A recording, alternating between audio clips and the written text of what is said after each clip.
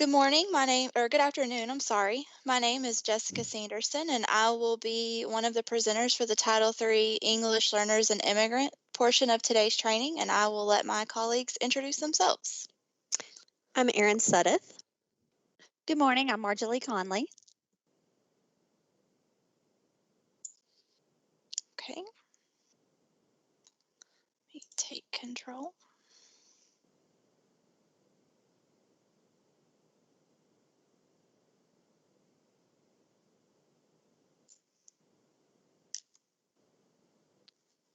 Okay, I have taken control, but it's not letting me advance slides.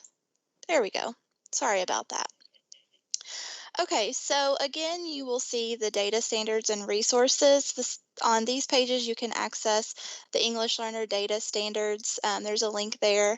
And then the immigrant data standards. You need to make sure that you're sharing this with all applicable staff in your districts. You can also reference the KDE's English Learner and Immigrant Data Collection website. There are a lot of resources and data timelines located on that website for your reference. You can also check out the English Learner and Immigrant Resources website for programmatic related resources as well. On the next few slides, we will discuss data elements from the data standards that will directly affect end-of-year reporting.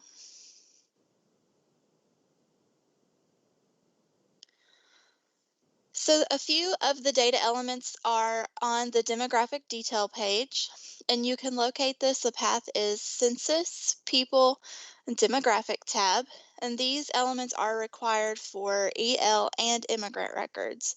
So the first one we have here is the date entered U.S. school. Here you're going to enter the date in which the student first enrolled in a school within the United States. Please note that the date entered the U.S., that data element has been removed from Infinite Campus, and you should not be collecting that upon a student's enrollment. The home primary language, you will choose from an alphabetical list of world languages. The home language is defined as the student's language spoken at home. This information is obtained through the questions on the home language survey. In the case of a foreign-born student that is living in an English-speaking home, you will need to choose the student's native language and not the language spoken in the adopted family's home. So make sure you're choosing that student's native language for the home primary language.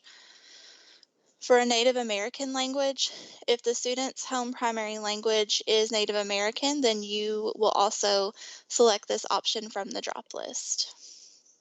Another note to keep in mind is the student's home primary language should not be updated when a student exits EL program status.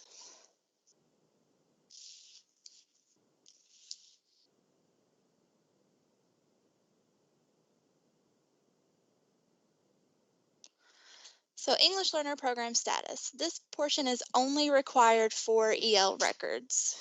The path where you can find this is Student Information, Program Participation, English Learners, and EL tab. The program status, you must select or enter either EL or exited EL with a program exit date of 6/30 of that reporting year to make sure that that student is included in reporting. The program exit date, you will enter 6/30 of the year in which the student achieves the required access scores to exit the EL program. Once you do that, the monitoring dates will calculate based on the program exit date.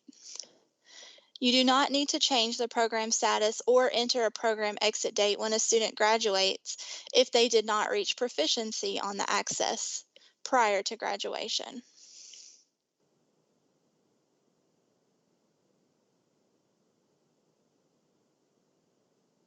Okay. Moving on to EL services and accommodations.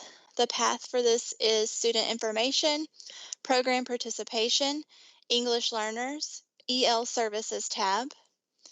So when you are selecting a service or accommodation, you're going to select from the drop-down list that is provided, and you will select the service from the appropriate service from that drop-down list.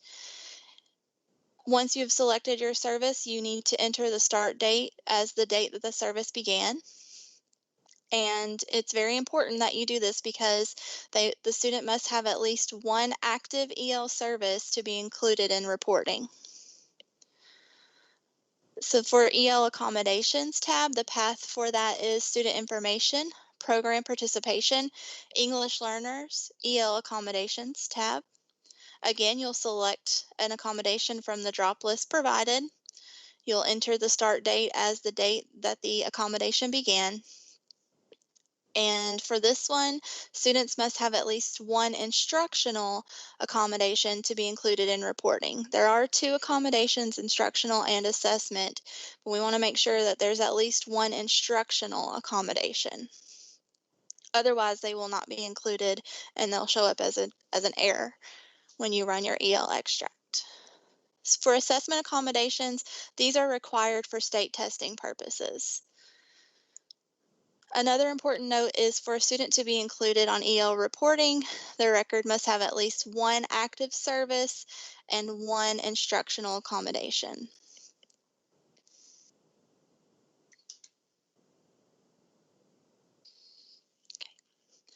So student records transfer, these are some steps that you'll need to take when a student enrolls or transfers into your district or withdraws from your district. And you'll want to try to do these as soon as possible, especially if the student is transferring out of your district so that receiving district can obtain those EL records within a timely manner. So if you are the former district or the originating district that is preparing for a transfer, you must indate the enrollment of the student before releasing the record for all transfer functionality to work correctly. And you should not indate EL accommodations or EL services when the student transfers to a new district. So the receiving district, which is the district that is obtaining the EL records from the originating district, it's very important that you do not create a new EL record for incoming students because that will create duplicate records. So you will want to wait and import that record from the previous district and then update it as needed. So when you're importing records, there are some import wizards that you'll need to run for EL students that are transferring into your district, and those are the assessment import wizard, the English learners import wizard, and the extended census import wizard. And then some transfer documents that you will need that will show what services and accommodations they were provided in the prior district are the English learners transfer document, the EL services, and the EL accommodations.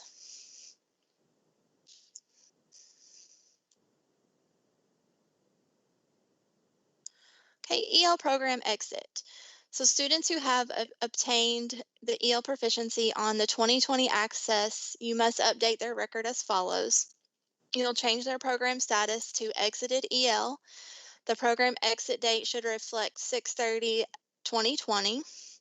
The EL service end dates will reflect 6/30/2020, and EL accommodation end dates will reflect 6/30 of 2020. These are for students who obtained EL proficiency on the 2020 Access test.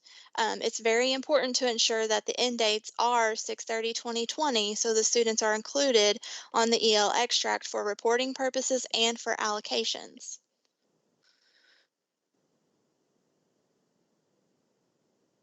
Okay.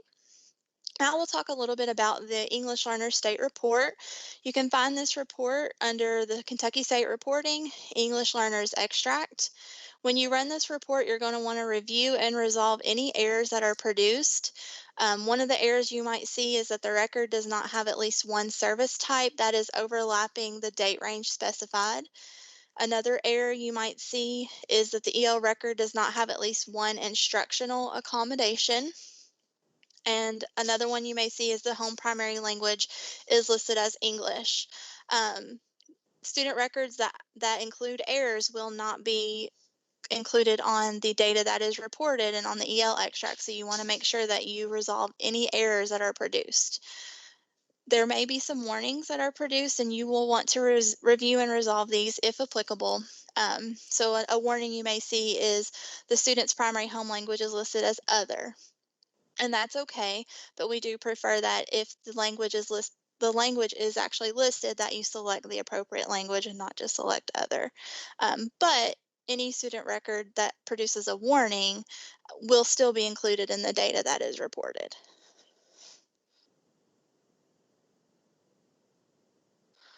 Okay. So some immigrant data requirements.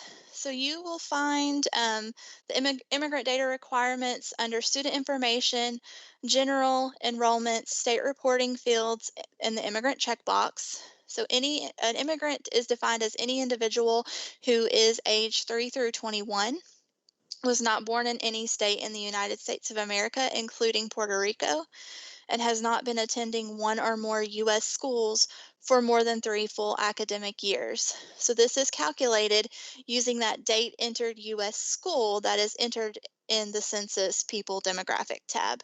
Again, that's not to be confused with the date entered U.S. We are only looking for the date entered U.S. school.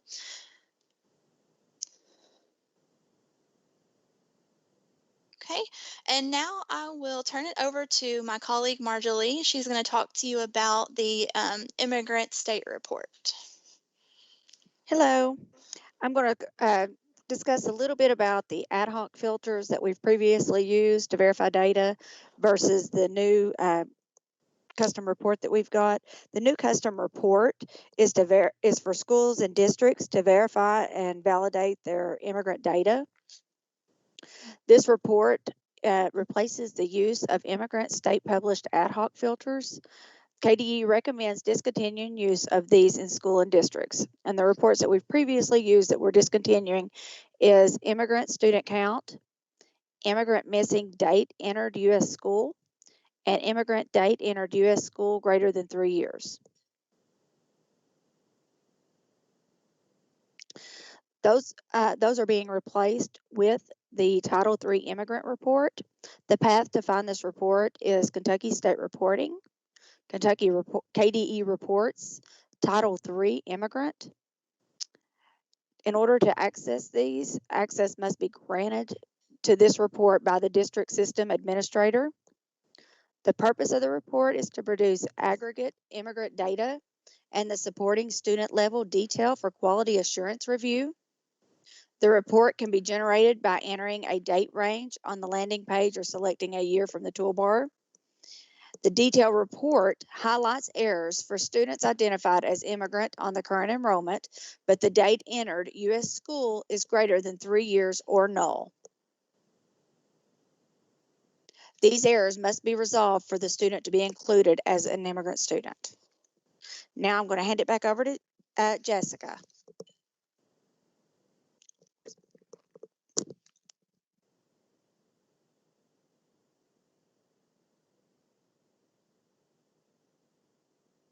Okay, thank you, Marjorie. So now we're going to move on to the importance of data accuracy. So there are several reasons why it's important to make sure that your data is accurate. And one of the big ones is we use the data to determine Title III and immigrant district allocation. So it's important that you are going in throughout the year and reviewing the EL extract or your immigrant report, making sure that all your errors are resolved, and if any warnings, if you can, those are resolved as well.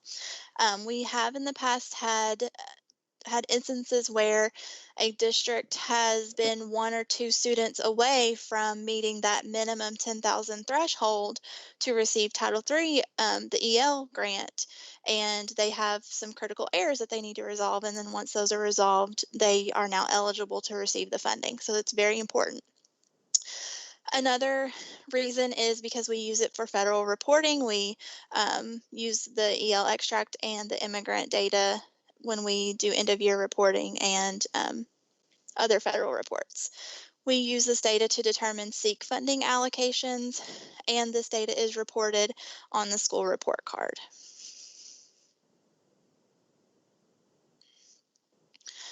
Okay. And the last 2 slides, we will cover the English learner and immigrant data verification timeline and the EL and immigrant programmatic timeline. So this timeline is specific to data verification, the one that we're looking at. So the first time period is October 1st through October 30th. This is when districts will need to go in and review their EL extracts in Infinite Campus. This is for federal reporting. We look at any EL enrolled and served as of October 1st. November 1st, KDE will extract that EL data from Infinite Campus for federal reporting. So that's when that October 1st through the 30th is when you should be going in and ensuring that that data is completed. May 1st is district end of year data verification for English Learner and Immigrant opens. So you'll need to generate your state reports and resolve any errors that are produced.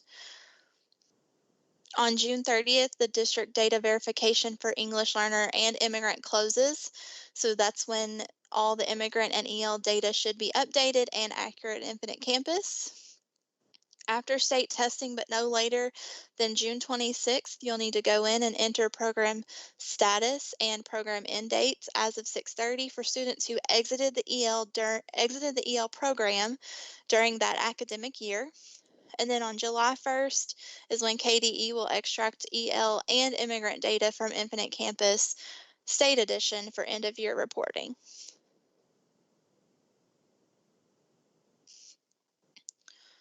Okay. So our program allocation timeline, on the second Tuesday in March, KDE will extract the EL report, the EL data from Infinite Campus. This is to determine preliminary Title III funding allocations. In April, the preliminary Title III funding allocations will be uploaded into GMAP, which is also the grant management application and planning tool. Those two dates are very dependent upon when we receive the allocations from the federal government. If their timeline is delayed, it could push our timeline back a little bit as well. May 1st is the district data verification for EL and immigrant opens. June 30th, again, that EL and immigrant data needs to be updated and complete in Infinite Campus. Then on July 1st, KDE, we will extract the EL data from Infinite Campus for final Title III and SEEK funding allocations. So that will be for end of year reporting and allocation purposes. And then the second Tuesday in October is when we will extract immigrant data from Infinite Campus to determine immigrant subgrant allocations. Anytime you have questions, you can always contact me, Jessica Sanderson, Erin Suddeth, or Marjorie. There's our email addresses and our phone numbers listed available. We are always available for you to provide technical assistance. So Becky, did we have any questions in Go Soapbox? Yes, we do. Are we allowed to ask the date first entered U.S. school on the enrollment form and or the home language survey, or is that considered a chilling effect? You can ask for the date entered U.S. school or any prior school enrollment information. You cannot ask for the date entered U.S. We don't recommend that it be put on the home language survey. It's not really most appropriate there. That doesn't mean that it's not necessarily allowable, because it could raise a chilling effect, and that's those questions with the chilling effect should be avoided on the home language survey. It's more appropriate to have those on the enrollment form. How do you determine if a student is an immigrant? So so you would follow the same steps you would for the home language survey. You would give that to any student who enrolls in your district that doesn't already have one on file. But beyond that, on your enrollment form, when you ask for the prior school enrollment, if they have attended a school outside of the U.S., they would have listed that on there.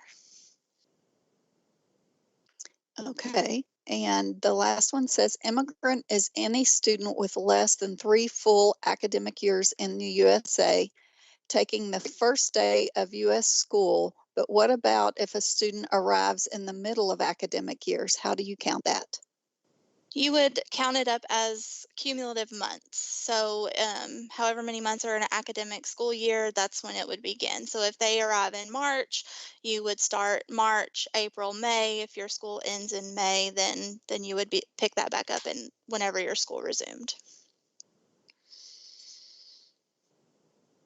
This is Wendy. I just want to add something quickly to that. So the reporting in Infinite Campus for Immigrant is all based on that date entered U.S. school. So if they entered the U.S. school and it was the middle of the school year, so it was March 15th, then that date entered U.S. school would be March 15th, and that's when the calculation would start. But you want to make sure that you're not just putting the date that they enrolled in your school, because they might have attended a U.S. school before transferring to your school or district. Yes, that's true. So even if they attended a school in another state, that's still a U.S. school, that time would count as well. Thank you, Wendy. Can the home language survey be included on your enrollment form? Can you repeat that question? You cut out on me. Can the home language survey be included on your enrollment form?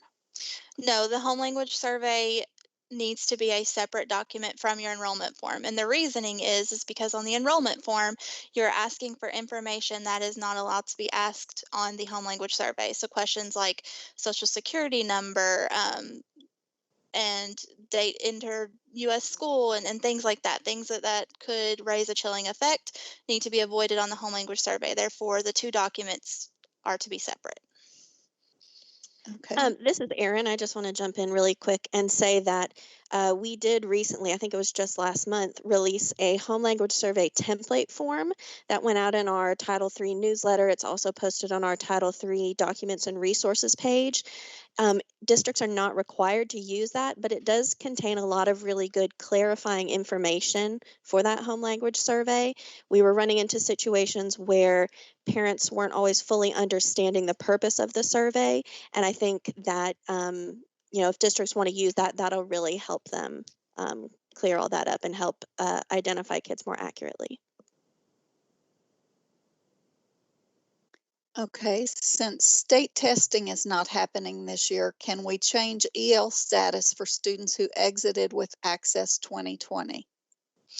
Yes, because our access window actually closed before the school closure. So all of our access scores will still be uploaded into Infinite Campus and will be available. So we will still be able to use those scores for 2020 to determine exit status. And when would schools be receiving access test scores? That question would need to be asked. You would need to ask Chris Williams. I believe it's coming up soon if it hasn't happened already, but definitely reach out to Chris Williams in assessment and accountability, and she can get that definite date for you. I believe that the test scores are sent by the vendor to the districts in May, but they're not actually loaded into Infinite Campus until fall with the rest of the assessments. But Chris Williams can give definites.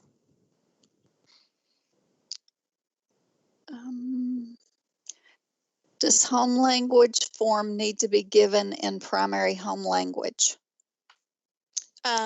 Any documents, including the home language survey, it has to be translated or interpreted into the family's native language so that they can understand it. Yes. It doesn't have to be written or translated like a written document, but there has to at least be someone there that could interpret it into a native language.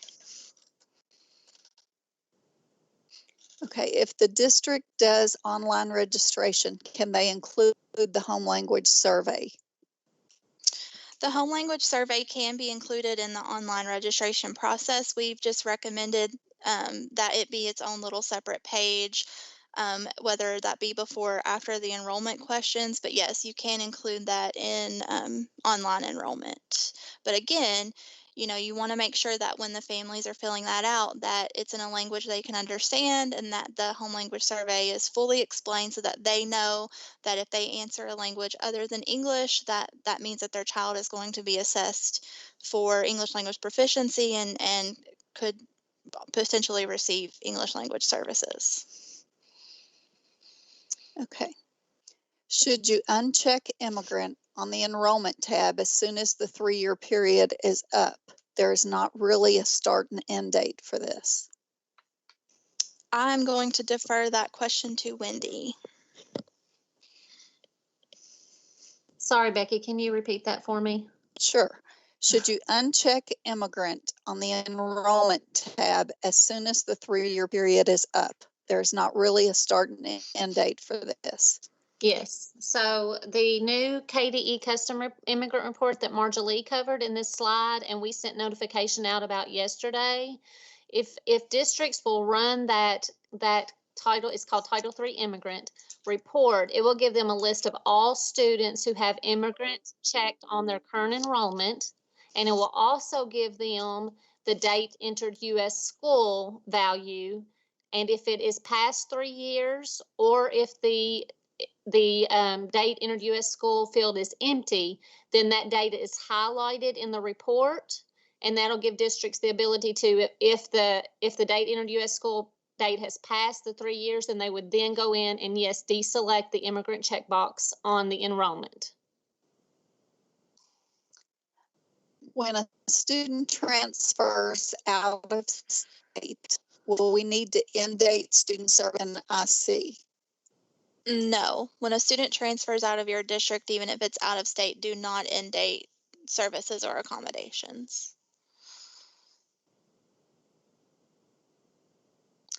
So when you run the ad hoc and you run from one date to another date, it might not be exactly 3 calendar years for immigrant count if it is by academic year. So you have to calculate on academic months, right? Correct.